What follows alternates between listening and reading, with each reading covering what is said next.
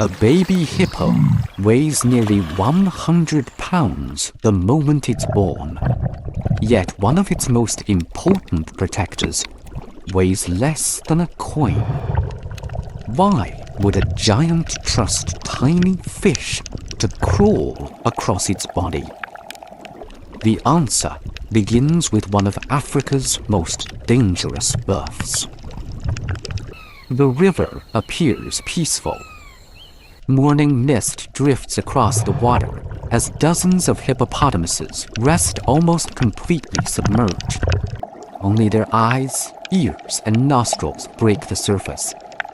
Beneath this calm scene lies one of Africa's most dangerous nurseries. Hidden underwater, a mother hippo is about to give birth. Unlike most large mammals, hippopotamuses often deliver their calves in shallow water. Moments later, a newborn weighing nearly 100 pounds enters a world where breathing becomes the first challenge. Instinct takes over immediately.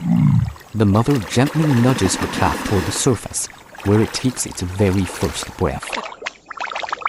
From that moment on, survival becomes a race against time. Although protected by one of Africa's most powerful mothers, a newborn hippo remains surprisingly vulnerable. Crocodiles patrol the riverbanks. Aggressive male hippos defend territories with deadly force. Even disease and infection threaten a calf during its earliest weeks of life. Every day presents a new challenge. During its first months, a calf rarely leaves its mother's side. It nurses underwater, surfaces every few minutes for air, and learns to recognize the sounds and movements of the pod. Communication begins almost immediately. Mothers and calves identify one another through vocalizations that travel both above and below the water's surface, allowing them to stay together even in muddy rivers with almost no visibility. As the calf grows, another invisible battle begins. The river is alive with microorganisms. Mud, algae, parasites, and bacteria constantly coat the calf's sensitive skin. Small scratches appear as it brushes against rocks, submerged branches, and rough riverbanks. Most heal quickly, but in warm tropical water, even tiny wounds can become infected if left untreated. Then, something unexpected happens. Small fish begin gathering around the young hippo. These are African barbs, curious freshwater fish that investigate the calf's thickening skin. They nibble gently at loose tissue, algae, and tiny organisms attached to its body. Unlike the famous cleaner wrasse found on tropical coral reefs, this relationship is still being studied by scientists. While observations show barbs feeding from hippos, researchers continue investigating how important this cleaning behavior truly is for the animals involved. What is certain is that the calf remains remarkably calm. Instead of swimming away, it often allows the fish to continue their work. Around scars, folds of skin, and rough patches, the tiny fish pick carefully, removing organic material that has accumulated on the hippo's body. The difference in size could not be more dramatic. A creature weighing only a few grams works across the skin of an animal that will eventually weigh several thousand kilograms. For the fish, every bite is food. For the hippo, the interaction may help reduce unwanted buildup on its skin. It is a quiet partnership hidden beneath muddy water. As weeks pass, the calf becomes more adventurous. It begins exploring shallow channels beside its mother, learning where to graze and how to move safely through the pod. Every journey carries new risks. Nile crocodiles remain hidden beneath floating vegetation, waiting for moments of distraction. Large bull hippos tolerate very little intrusion into their territories. The mother constantly positions herself between danger and her calf, charging anything she perceives as a threat. protection never stops. By the third month, the young hippo has nearly doubled in size. Milk remains its primary food source, but curiosity leads it toward its first mouthfuls of river grass. Each day strengthens muscles needed for long underwater walks across the riverbed.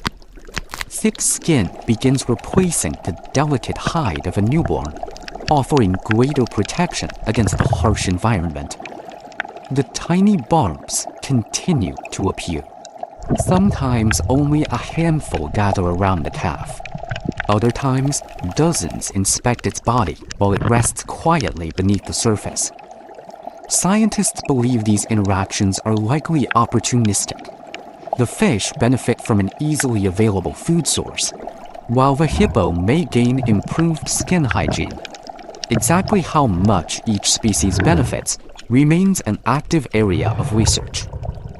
Nature often refuses simple explanations.